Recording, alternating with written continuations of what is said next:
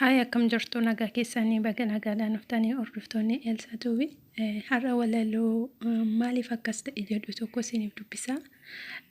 Waa'ee addunyaa kanaa osoo yaadanii taa'anii jaarraa 100tti xumuranii hin ka'anii dhaloonnis dhalootatti barattootaa darbamee xiinxaluuf hin ulfaataa ka'umsi isaa argamee.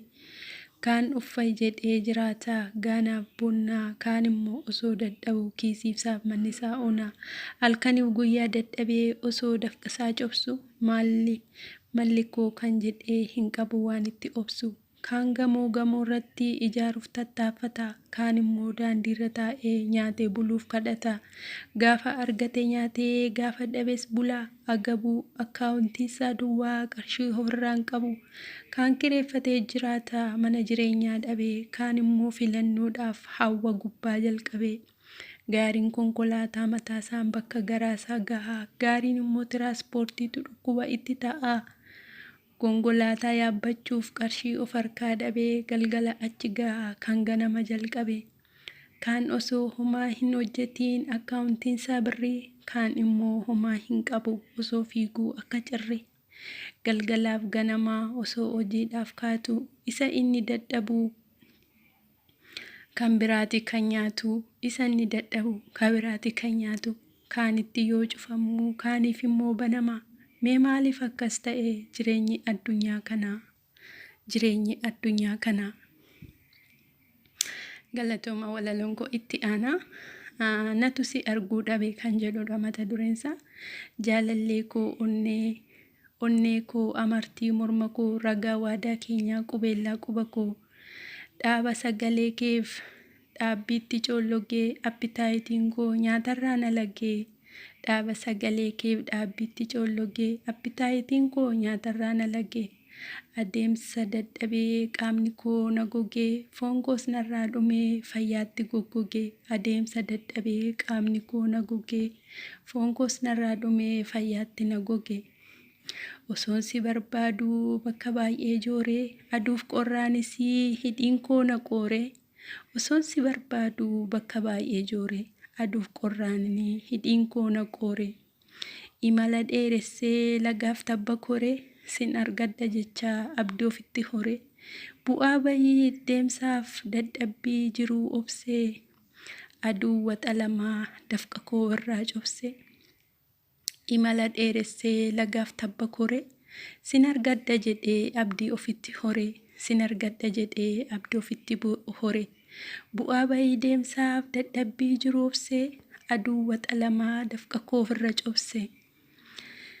waa'ee kee tilmaamaa dadhabbii dagadhee imimmaan lolaasaa seenaa kee yaadadhee waa'ee kee tilmaamaa dadhabbii dagadhee imimmaan lolaasaan seenaa kee yaadadhee fuula kee dhokfattee dugda natti laattee ijaanarraa qabdee alagaa fakkaattee fuula kee dhokfattee dugda natti laattee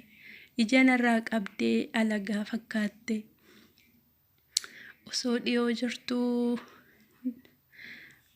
namummaan kee dabee akka fagoon jirtu natu si arguu dhabee osoo dhiyoo jirtuu namummaan kee dabee lakkaa fagoon jirtu natu si arguu dhabee jedha galatoomaan isiniin jedha ammas itti fufaa walaloon koo cimaatiin na dhaggeeffadhaa akka irraa beekumsa argattan abdiin qaba. Sirba acee maali mallisaa jedhu walaloo isaati kun immoo karaa baay'ee qabnaa yoo nu dhibe karaan irra deemuu silas numa deemna maaliif galman geenyu karaatu nu qabe moo garaa dhalaata maaf ga'uu dadhabnee duuneetu gumaa dhabne lammii koo amma hoo nuuf game roorroon nutti hammaatte lammii koo amma hoo nuuf game duuneetu gumaa dhabne lammii koo amma hoo nuuf game duuneetu gumaa dhabne akka waan lollee lolchiisuu tasuma hin dandeenye akka diina lollee ofirraa qolachuu dadhabne gara laafnee buluun keenyaa diinaaf salphaa taane jaarraa tokkoof du'aa turree kunoo har'as duune maali mallisaa akka waan lollee lolchiisuu tasumaa hin dandeenye akka diina lollee ofirraa qolachuu dadhabne gara laafnee buluun keenya diinaaf salphaa taane jaarraa tokko du'aa turre kunoo har'as duune maali mallisaa tokko hin du'aa tokkoon ajjeechisa dhufaa darba nuyi numaan cabsa keenya ammayyuu sanumaa seenaansa